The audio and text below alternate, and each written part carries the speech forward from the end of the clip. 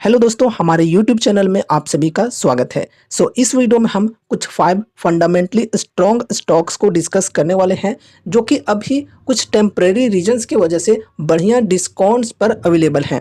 अगर यहाँ पर हम डिस्काउंट्स के परसेंटेज की बात करें तो अपने 52 वीक हाई या फिर ऑल टाइम हाई के लेवल से कोई 30%, कोई 40%, कोई 50% की डिस्काउंट पर अवेलेबल हैं। तो अभी हम इन पाँचों स्टॉक्स को एक एक करके डिस्कस करने वाले हैं। लेकिन हाँ, ध्यान में रखना कि जो भी चीज़ों को अभी हम डिस्कस करने वाले हैं सिर्फ और सिर्फ एजुकेशनल पर्पस से करने वाले हैं, तो कोई भी रिकमेंडेशंस या फिर एडवाइस ये नहीं होगी, ठीक है। और इस वीडियो को देखने के बाद इनमें से किसी भी स्टॉक के ऊपर या फिर पांचों स्टॉक्स के ऊपर अगर आपको थोड़ा भी इंटरेस्ट लगता है तो फिर आगे आपको अपनी खुद की स्टडी, खुद की भी एनालिसिस करनी है एंड उसके बाद ही कोई इन्वेस्टमेंट से रिलेटेड डिसीजंस लेनी है, या फिर आप अपने फाइनेंशियल एडवाइजर से कंसल्ट कर सकते हो, ठीक है। चलो शुरू करते हैं फर्स्ट स्टॉक से। तो हमारी लिस्ट में जो फर्स्ट स्टॉक है ये है वारी रिन्यूएबल्स टेक्नोलॉजीज लिमिटेड। ये वारी ग्रुप की एक स्मॉल कैप कंपनी है जो कि रिन्यूएबल सेक्टर से बिलोंग करती है, ईपीसी का काम करती है सोलर पावर प्लांट के अंदर, ठीक है। अब देखो यहाँ पर फंडामेंटल्स को डिस्कस करते हैं।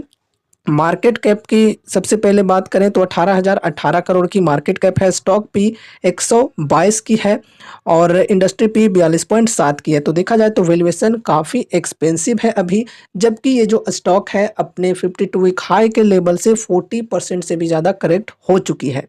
अब देखो इतना वैल्यूएशन हाई क्यों है, क्योंकि उस प्रकार से कंपनी ने डिलीवर भी की है अपनी सेल्स एंड प्रॉफिट्स को, इस वजह से मार्केट ने इसकी वैल्यूएशन को हाई कर रखी है, ठीक है। अब चलो आगे बढ़ते हैं। आरओसी की बात करें तो 103%, आरओई 93.3%, बढ़िया है। प्रमोटर्स होल्डिंग 74.5%, प्लेस्ड कुछ भी नहीं है, चलो बढ़िया है। पेग रेशियो की बात करें तो 0.84, चलो ये भी बढ़िया है।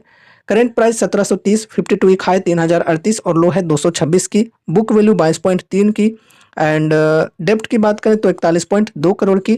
डेप्ट टू इक्विटी 0.18, चलो ठीक है, डेप्ट कुछ ज़्यादा नहीं है। और डेप्ट के मुकाबले में फ्री कैश फ्लो की बात करें तो 116 करोड़ है। तो कंपनी जब चाहे तब अपने फ्री कैश फ्लो के माध्यम से डेप्ट को उतार सकती है, ठीक है। डिविडेंड यील्ड 0.01%, फेस वैल्यू 2 रुपये की। ईपीएस है 14.2 रुपये की। तो फंडामेंटल्स देखें तो बढ़िया है, ओके है। टेक्निकल्स को डिस्कस करते हैं। तो देखो अभी ये जो स्टॉक है अपने 52 वीक हाई के लेवल से 42% से लेकर 45% के बीच ट्रेड कर रही है, माइनस में, ठीक है। तो यहाँ पर देख सकते हो काफ़ी बढ़िया डिस्काउंट मिल रही है। 52 वीक हाई के लेवल से 40% प्लस की डिस्काउंट यहाँ पर मिल रही है। करंट प्राइस की बात करें तो 1730 है। यहाँ पर देखो सपोर्ट के आसपास ही ये शेयर ट्रेड कर रही है। सपोर्ट का लेवल है यहाँ पर 1718 का, ठीक है। अभी देखो यहाँ पर करेक्शंस आए हैं स्टॉक के अंदर, इसके पीछे रीजंस को भी जान लेते हैं, ये जानना काफ़ी ज़्यादा जरूरी है। तो देखो जो करेक्शंस आए हैं स्टॉक के अंदर वो एक्सटर्नल रीजंस की वजह से आए। अगर इंटरनली कंपनी के अंदर कुछ खराबी आती है और उसके वजह से स्टॉक के अंदर बढ़िया गिरावट आती है तो वो हमारे लिए अपॉर्चुनिटीज नहीं होती है, ठीक है। ऐसे में हमें अलर्ट होना चाहिए। लेकिन अगर एक्सटर्नल रीजंस की वजह से कोई स्टॉक्स के अंदर बढ़िया करेक्शंस आती हैं तो वो बेसिकली हमारे लिए अपॉर्चुनिटीज हो सकती हैं। अब देखो ये जो स्टॉक है पिछले 1-2 सालों में काफ़ी बढ़िया तेज़ी दिखाई है। ऑल टाइम हाई या फिर 52 वीक हाई कहें 3038 की बनाई एंड उसके बाद यहाँ पर प्रॉफिट बुकिंग चालू हो गए। एंड फिर यहाँ पर साथ ही साथ Q4 की जो अर्निंग्स इनकी आई वो थोड़ी वीक आ गई Q1Q बेसिस पे, उस वजह से भी यहाँ पर काफ़ी ज़्यादा सेलिंग प्रेशर देखने को मिला। और अभी ये जो शेयर है ये सपोर्ट के लेवल पर ट्रेड कर रही है, 40% के डिस्काउंट के साथ ट्रेड कर रही है। अगर इनकी Q1 की रिजल्ट बढ़िया आती है तो फिर रिकवरी आ सकती है, अगर बढ़िया नहीं आती है, वीक आती है, तो फिर यहाँ पर और भी ज़्यादा करेक्शंस आ सकती हैं। तो ऐसे में यहाँ पर हम किस प्रकार से डिसीजन ले सकते हैं लॉन्ग टर्म इन्वेस्टमेंट के लिए, तो देखो यहाँ पर अभी हम SIP करके चल सकते हैं। बल्क में बाइंग करने का सही मौका नहीं है। बल्क में बाइंग कब किया जाता है, जब पता चल जाए, एक इंडिकेशन मिल जाए कि हाँ अब यहाँ पर बॉटम बन चुकी है, अब इससे ज़्यादा नीचे नहीं गिर सकती है, तो फिर यहाँ पर हम बल्क में बाइंग कर पाते हैं, ठीक है। तो अभी बल्क में बाइंग का मौका नहीं है, लेकिन हाँ लिमिटेड अमाउंट के साथ यहाँ पर हम एसआईपी करके चल सकते हैं। अगर यहाँ पर इन्वेस्ट करते हैं अभी के प्राइस पर और वहाँ से और भी ज़्यादा करेक्ट होकर नीचे आती है, वहाँ से मान लो 10% और ज़्यादा करेक्ट हो गया, तो वहाँ पर हम सेकेंड अमाउंट लगा देंगे, फिर वहाँ से 10% करेक्ट हुआ तो थर्ड अमाउंट लगा देंगे। तो इस प्रकार से यहाँ पर हम एसआईपी कर सकते हैं अगर कंपनी के फंडामेंटल्स, फाइनेंशियल्स एंड ग्रोथ के ऊपर हमें भरोसा है तो। अगर भरोसा नहीं है तो फिर अवॉइड कर सकते हो। तो ये सपोर्ट के लेवल्स को आप फिलहाल ध्यान में रख सकते हो, 1718 है और फिर 1627 है। फिर यहाँ पर हम रेजिस्टेंस के लेवल्स को डिस्कस करें तो फर्स्ट रेजिस्टेंस है यहाँ पर 1982 से लेकर 2000 एंड उसके बाद सेकंड रेजिस्टेंस है 2500 की। ठीक है, तो ये सपोर्ट एंड रेजिस्टेंस के लेवल्स को भी आपको ध्यान में रखना है। अब चलो नेक्स्ट स्टॉक को डिस्कस करते हैं, जो कि एक केमिकल सेक्टर से बिलोंग करने वाली स्मॉल कैप कंपनी है। ठीक है, कंपनी का नेम है बालाजी अमाइंस। ये जो कंपनी है अमाइंस की मैन्युफैक्चरिंग करती है, अलग अलग प्रकार के अमाइंस बनाने का काम करती है, जैसे मिथाइल अमाइंस हो गया, फिर इथाइल अमाइंस हो गया and derivatives of speciality chemicals हो गया। एंड ये जो केमिकल्स कंपनी बनाती है उनके यूजेज कहाँ कहाँ पर होते हैं, फार्मा सेक्टर हो गया, एग्रोकेमिकल्स, पेंट्स एंड रेजिन्स, फिर एनिमल्स फीड्स, इन सब चीज़ों में यूज किए जाते हैं। ठीक है, एंड यहाँ पर अभी काफ़ी ज़्यादा करेक्शंस हमें देखने को मिल रही है लगभग सभी केमिकल कंपनीज के अंदर। ठीक है, ऐसी बात नहीं है कि सिर्फ इस स्टॉक के अंदर गिरावट आई है, लगभग सभी केमिकल कंपनीज के अंदर काफ़ी अच्छी खासी डिस्काउंट्स अवेलेबल हैं। क्यों? डिमांड स्लोडाउन की वजह से। अभी क्या है कि जो इंडिया की केमिकल इंडस्ट्री है वो थोड़ा सा अंडर परफॉर्म कर रही है। क्यों? डिमांड्स में कमी आ गई है। पहले जो एक्सपोर्ट कर रही थी इंडिया केमिकल्स की काफ़ी बढ़िया तरीके से, लेकिन फिर यहाँ पर हम चाइना की बात करें तो ये जो चाइना है ये केमिकल का एक बहुत ही बड़ा एक्सपोर्टर है।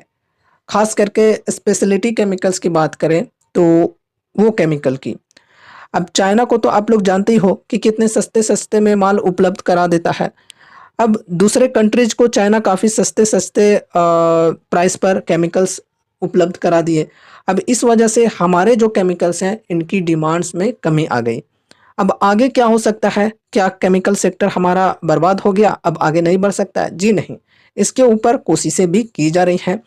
लगभग सभी केमिकल सेक्टर से बिलोंग करने वाली जो हमारी डोमेस्टिक कंपनीज हैं वो कैपेक्स के ऊपर काफ़ी ज़्यादा ध्यान दे रही हैं और ज़्यादा ज़्यादा मैन्युफैक्चरिंग कैपेसिटी को बढ़ाने की कोशिशें कर रही हैं। इससे क्या होगा कि ज़्यादा ज़्यादा केमिकल्स बनाए जाएंगे एंड ज़्यादा अगर सेलिंग करते हैं और मार्जिन अगर कम भी रखते हैं तो भी ओवरऑल यहाँ पर सेल्स जो है कंपनीज की वो बढ़िया बढ़ सकती है, प्रॉफिट्स भी ओवरऑल बढ़िया आ सकती है, भले ही मार्जिन थोड़ी कम हो जाएगी। तो इसलिए ये जो केमिकल कंपनीज हैं काफ़ी ज़्यादा कैपेक्स के ऊपर ध्यान दे रही हैं और ये 2025 तक सभी चीज़ें सही होने की संभावनाएं हैं, 2025 के स्टार्टिंग तक। ठीक है, तो ये चीज़ें अगर सही हो जाती है एंड डिमांड्स फिर से आने स्टार्ट हो जाते हैं दूसरे कंट्रीज के तरफ से, तो फिर हम देख पाएंगे ये जो केमिकल कंपनीज के स्टॉक प्राइस हैं वो बढ़िया तेज़ी दिखा सकते हैं। ठीक है, तो आगे चलकर ये सब संभावनाएं हैं कि फिर से डिमांड्स आ सकती है इन कंपनीज के अंदर। ठीक है, अब चलो यहाँ पर फंडामेंटल्स को डिस्कस करते हैं बालाजी अमाइंस की। तो 7674 करोड़ की मार्केट कैप है, काफ़ी छोटी कंपनी है। स्टॉक पी 37.5 है, इंडस्ट्री पी 41.6 है। तो वैल्यूएशन देखा जाए तो एक्सपेंसिव नहीं है, ठीक ठाक है, लेकिन पेग रेशियो के अकॉर्डिंग देखें तो अभी भी वैल्यूएशन यहाँ पर हाई देखने को मिल रहा है, ओवर वैल्यूड देखने को मिल रहा है, क्योंकि 3.18 का पेग रेशियो है। अगर यहाँ पर हम आरओसी एंड आरओई की बात करें तो डबल डिजिट के साथ तो है, लेकिन कुछ खास हमें देखने को नहीं मिल रहे हैं, 16.8% और 12.5%। और उसके बाद यहाँ पर हम प्रमोटर्स होल्डिंग की बात करें तो 53.7% है, प्लेस्ड कुछ भी नहीं है, चलो ठीक है। करंट प्राइस 2369, 52 वीक हाई 2736 और लो है 1960 की। उसके बाद बुक वैल्यू की बात करें तो 531 रुपये। फिर यहाँ पर डेप्ट की बात करें तो 19.7 करोड़, डेप्ट टू इक्विटी कुछ खास नहीं है, 0.01, चलो ठीक है। फ्री कैश फ्लो यहाँ पर माइनस में -28.4 crore, dividend yield 0.46%, face value 2 रुपये की, ईपीएस 63.2 रुपये की। तो फंडामेंटल्स देखें तो एवरेज हमें देखने को मिल रहा है बाकी आगे चलकर चीज़ें सुधर सकती हैं। इनकी सेल्स एंड प्रॉफिट्स वगैरह भी देखोगे तो उनके अंदर भी थोड़ी-सी डिक्लाइन आपको देखने को मिल जाएँगी। मार्जिन्स वगैरह में भी देखोगे तो डिक्लाइन देखने को मिल जाएगी। लेकिन जब इनके अंदर डिमांड्स आनी चालू हो जाती हैं, तो फिर हम यहाँ पर एक्सपेक्ट करके चल सकते हैं कि इनके जो सेल्स एंड प्रॉफिट्स हैं वो बढ़ सकते हैं। ठीक है? अब चलो आगे बढ़ते हैं इनके टेक्निकल्स के अंदर। तो ये जो चार्ट लगी हुई है ये मंथली चार्ट लगी हुई है और यहाँ पर हम ऑल टाइम हाई के प्राइस की बात करें तो ये है 5229 की। अगर हम ऑल टाइम हाई के प्राइस से करंट प्राइस तक के डिस्काउंट की बात करें, देखो करंट प्राइस है 2368 की, तो यहाँ पर डिस्काउंट्स की बात करें तो 54% के अप्रॉक्स डिस्काउंट्स अवेलेबल हैं, जो कि काफ़ी बढ़िया है। ये जो शेयर है काफ़ी टाइम से अंडर परफॉर्म कर रही है, देख सकते हो यहाँ पर। ठीक है, तो देखो अगर डिमांड्स आनी चालू हो जाती हैं तो फिर स्टॉक के अंदर बढ़िया रिकवरी हम देख पाएंगे। और यहाँ पर हम सपोर्ट एंड रेजिस्टेंस के लेवल्स को डिस्कस करें तो देखो ये जो चार्ट लगी हुई है ये डेली चार्ट है और डेली चार्ट के अंदर हमें यहाँ पर सपोर्ट देखने को मिल रहा है 2200 का, फिर यहाँ पर है 2035 का एंड रेजिस्टेंस की बात करें तो रेजिस्टेंस है यहाँ पर 2462 की, फिर 2703 की। तो ये सपोर्ट और रेजिस्टेंस के लेवल्स को आप ध्यान में रख सकते हो। ठीक है, आगे बढ़ते हैं नेक्स्ट कंपनी की ओर जो कि है happiest minds technologies. Happiest minds technologies की बात करें तो ये एक स्मॉल कैप आईटी कंपनी है जो कि एआई के ऊपर भी काफ़ी ज़्यादा फोकस कर रही है। अब देखो ये जो कंपनी है इनकी डिपेंडेंसी यूएस के ऊपर काफ़ी ज़्यादा है, क्योंकि इनका जो मेजर रेवेन्यू आता है वो यूएस से ही आता है। ठीक है, अब यूएस में अगर चीज़ें ठीक नहीं होती हैं, इन्फ्लेशन वगैरह बढ़ी होती है तो उसका इफ़ेक्ट यहाँ पर भी पड़ सकता है। अगर महंगाई बढ़ी होती है तो यहाँ पर ऑर्डर्स वगैरह कम मिलते हैं और इस वजह से कंपनी की जो ग्रोथ है उसमें स्लो डाउन हमें देखने को मिल जाती है। धीमी गति से फिर कंपनी ग्रो करती है। लेकिन यहाँ पर अगर हम कंपनी की सेल्स एंड प्रॉफिट की डेटा देखें तो वहाँ पर कंसिस्टेंसी हमें देखने को मिल रही है बढ़िया तरीके से। बस जो ग्रोथ है वो स्लो हो चुकी है। अगर यूएस में आगे चलकर चीज़ें सही हो जाती हैं तो फिर कंपनी की जो ग्रोथ है वो बढ़िया तरीके से हमें देखने को मिल सकती है। ठीक है, तो ये वजह है कि काफ़ी टाइम से ये जो शेयर है ये अंडर परफॉर्म कर रहा है। अब चलो फंडामेंटल्स को डिस्कस करते हैं।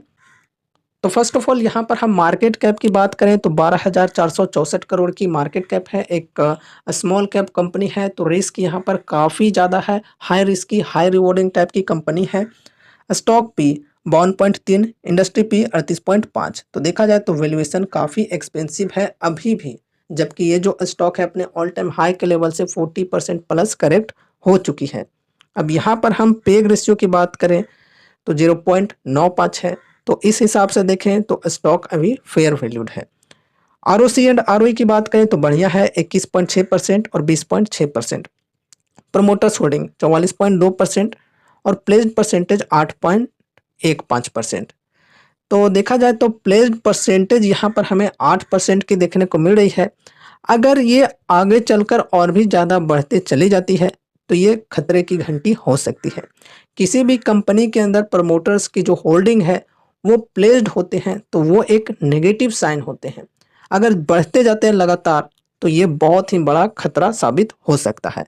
लेकिन अगर प्लेज्ड परसेंटेज जो ये होते हैं ये अगर घटते चले जाते हैं तो ये एक गुड साइन हो सकती है। ठीक है, अब करंट प्राइस की बात करें तो 818 है, 52 वीक हाई 970 और लो है 738 की। बुक वैल्यू 97.2 की। डेप्ट है 512 करोड़ की। डेप्ट टू इक्विटी 0.35। चलो ठीक है। फ्री कैश फ्लो 202 करोड़ की। Dividend yield 0.7%। फेस वैल्यू 2 रुपये की। फिर ईपीएस की बात करें तो 16.3 रुपये की। तो फंडामेंटल्स की बात करें तो फंडामेंटल्स ठीक ठाक है। बस यहाँ पर एक नेगेटिव चीज़ हमें ये देखने को मिली है जो कि प्रमोटर्स की होल्डिंग प्लेस्ड है। ठीक है, ये ध्यान में रखना कि आगे ये बढ़नी नहीं चाहिए ज़्यादा। अगर ज़्यादा बढ़ते चली जाती है तो काफ़ी ज़्यादा खतरा हो सकता है। ठीक है, तो इन चीज़ों को ध्यान में रखना है। अब इनके टेक्निकल्स को डिस्कस करते हैं। तो देखो ये जो चार्ट लगी हुई है ये मंथली चार्ट है और यहाँ पर हम ऑल टाइम हाई के प्राइस की बात करें तो है ये 1578 की। करंट प्राइस है 818 की, जो कि एक रेजिस्टेंस की लेवल है। और यहाँ पर हम ऑल टाइम हाई से करंट प्राइस तक के बीच के डिस्काउंट की बात करें तो अप्रोक्स 48% है। ठीक है, काफ़ी ज़्यादा करेक्शन आ चुकी है स्टॉक के अंदर। और देख सकते हो काफ़ी टाइम से ये जो स्टॉक है ये कंसोलिडेट कर रही है, अंडर परफॉर्म कर रही है काफ़ी समय से ये स्टॉक। अब देखो यहाँ पर सपोर्ट एंड रेजिस्टेंस के लेवल्स को डिस्कस करते हैं। ये डेली चार्ट है और डेली चार्ट के अंदर हमें ये सपोर्ट देखने को मिल रही है जो कि है 819 की। फिर उसके बाद है यहाँ पर 763 की। फिर रेजिस्टेंस की बात करें तो रेजिस्टेंस है यहाँ पर 839 की। नेक्स्ट रेजिस्टेंस 899 की, यानी कि 900 मानकर चल सकते हैं। फिर यहाँ पर रेजिस्टेंस है 956 की। तो ये सपोर्ट और रेजिस्टेंस के लेवल्स को आपको ध्यान में रखना है एंड अपनी रिस्क के अकॉर्डिंग यहाँ पर एसआईपी करके चल सकते हो। बल्क में बाइंग नहीं करनी है क्योंकि अभी कोई ऐसी इंडिकेशन यहाँ पर देखने को नहीं मिल रही है कि अब यहाँ पर बॉटम बन चुका है, अब और ज़्यादा नीचे नहीं जाएगा। ठीक है, तो चलो आगे बढ़ते हैं नेक्स्ट स्टॉक की ओर, जो कि है clean science and technology limited. ये जो कंपनी है ये भी केमिकल सेक्टर से बिलोंग करती है और ये भी अभी अंडर परफॉर्म कर रही है। काफ़ी अच्छी और फंडामेंटली स्ट्रॉन्ग एक स्मॉल कैप केमिकल कंपनी है क्लीन साइंस एंड टेक्नोलॉजी। ये किस प्रकार की केमिकल्स बनाती है ये हम डिस्कस करते हैं। तो देखो बेसिकली ये जो कंपनी है ये ग्रीन केमिकल्स बनाने का काम करती है एंड ये one of the leading chemical manufacturer है ग्लोबली। काफ़ी अच्छी बात है। एंड ये क्या क्या बनाती है, किस किस प्रकार के केमिकल्स बनाती है ये भी समझो। Performance chemicals, pharma intermediates and FMCG chemicals, ये सब ये कंपनी बनाती है। ठीक है, चलो अब यहाँ पर हम फंडामेंटल्स को डिस्कस करते हैं। तो 16,264 करोड़ की मार्केट कैप है। स्टॉक पी की बात करें तो 66.6 है, इंडस्ट्री पी 41.6 है। तो इस हिसाब से यहाँ पर क्या देखने को मिलता है कि जो वैल्यूएशन है स्टॉक की ये काफ़ी एक्सपेंसिव है। साथ ही साथ पेग रेशियो की भी बात करें तो ये भी काफ़ी ज़्यादा है, 3.32। तो peg ratio and P ratio के अकॉर्डिंग देखें तो स्टॉक अभी ओवर वैल्यूड है, जबकि ये जो स्टॉक है अपने ऑल टाइम हाई के लेवल से 40% से भी ज़्यादा करेक्ट हो चुकी है। अब चलो आगे बढ़ते हैं। आरओसी एंड आरओई की बात करें तो बढ़िया है, 29.5% और 22%। फिर यहाँ पर प्रमोटर्स होल्डिंग 75%, प्लेस्ड कुछ भी नहीं है, चलो बढ़िया है। करंट प्राइस 1531, 52 वीक हाई 1622 और लो है 1243 की। फिर बुक वैल्यू की बात करें तो 113 है। डेप्ट की बात करें तो 2.03 करोड़ है, चलो बढ़िया है। डेप्ट टू इक्विटी जीरो देखने को मिल रहा है। डेप्ट के मुकाबले में फ्री कैश फ्लो की बात करें तो 10.4 करोड़ है। जब चाहे तब कंपनी अपने डेप्ट को उतार सकती है इस फ्री कैश फ्लो के माध्यम से, तो इसे हम ऑलमोस्ट डेप्ट फ्री मानकर चल सकते हैं।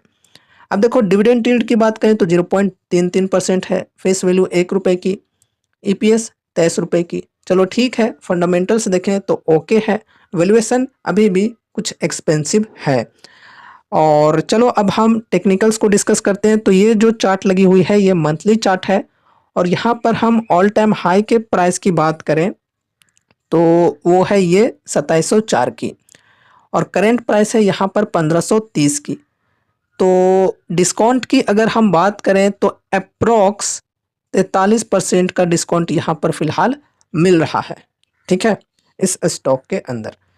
एंड यहाँ पर देखो काफ़ी टाइम से कंसोलिडेशन चल रही है स्टॉक के अंदर। अगर ये जो लेवल है 1599 की, जो कि 1600 की मानकर चल सकते हैं, तो इस लेवल को ब्रेकआउट अगर मिलता है तो फिर बढ़िया तेज़ी आ सकती है स्टॉक के अंदर। और अभी यहाँ पर बल्क में बाइंग करने का समय सही नहीं है। यहाँ पर हम एसआईपीज कर चल सकते हैं, हर 10% के डिस्काउंट पर एसआईपीज कर सकते हैं। ठीक है, एक लिमिटेड अमाउंट के साथ लिमिटेड वेटेज ही देना है।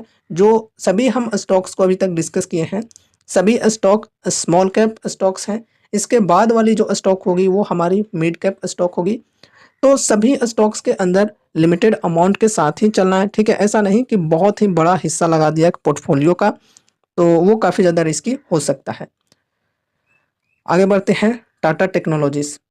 ये जो कंपनी है एक मिड कैप आईटी कंपनी है जो कि टाटा ग्रुप की कंपनी है। अगर आपको टाटा ग्रुप के साथ चलना है तो फिर इस कंपनी के ऊपर अपनी स्टडी कर सकते हो। अगर यहाँ पर हम मार्केट कैप की बात करें तो 40,526 करोड़ की मार्केट कैप है। स्टॉक पे 62.4 है, इंडस्ट्री पे 38.5 है। तो देखा जाए तो वैल्यूएशन यहाँ पर भी एक्सपेंसिव है, जबकि ये जो स्टॉक है अप्रॉक्स 30% तक करेक्ट हो चुकी है अपने ऑल टाइम हाई के लेवल से। अब यहाँ पर हम पेग रेशियो की बात करें तो पेग रेशियो भी काफ़ी ज़्यादा है 4.58। तो देखा जाए तो P ratio and peg ratio के अकॉर्डिंग स्टॉक अभी ओवर वैल्यूड है, एक्सपेंसिव है काफ़ी ज़्यादा। अब आरओसी एंड आरओई के परसेंटेज की बात करें तो बढ़िया है 28.3% और 21.9%।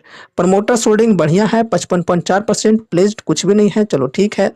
फिर यहाँ पर हम करंट प्राइस की बात करें तो 999 यानी कि लगभग 1000 मानकर चल सकते हो। एंड 52 वीक हाई है 1400 की, लो है 982 की। बुक वैल्यू 79.4, डेप्ट है 257 करोड़ की, डेप्ट टू इक्विटी 0.08, चलो बढ़िया है, कुछ खास डेप्ट नहीं है कंपनी के अंदर। फ्री कैश फ्लो की बात करें तो 204 करोड़ है, चलो ठीक है। डिविडेंड यील्ड 0.84%, फेस वैल्यू 2 रुपये की, ईपीएस है 16 रुपये की। तो फंडामेंटल्स देखें तो बढ़िया है, बस वैल्यूएशन यहाँ पर एक्सपेंसिव हमें देखने को मिल रही है। अब चलो यहाँ पर हम इनके टेक्निकल्स को डिस्कस करते हैं। तो देखो ये जो चार्ट लगी हुई है ये डेली चार्ट है, और यहाँ पर हम ऑल टाइम हाई के प्राइस की बात करें तो ये है 1400 की। जब आईपीओ आई थी, हाल फिलहाल ही ये मार्केट में लिस्ट हुई है कंपनी, तो आईपीओ आई थी उस वक्त का ये प्राइस है। जब लिस्टिंग हुई थी कंपनी की उस टाइम 1400 तक हाई लगाई थी, एंड उसके बाद जो करेक्शन आनी स्टार्ट हुई है वो करेक्शन लगातार कंटिन्यू है अभी तक, देख सकते हो यहाँ पर इंडिकेशन अभी नहीं मिल रही है। तो ये एक डाउन ट्रेंड में चल रही है, इंडिकेशन अभी अपसाइड के लिए नहीं मिली है। इंडिकेशन हमें कब मिलेगी, जब ये जो ट्रेंड लाइन है यहाँ पर देखो, ये जो ट्रेंड लाइन है इसको ब्रेकआउट मिलता है तो फिर तेजी आने की चांसेस हो सकते हैं।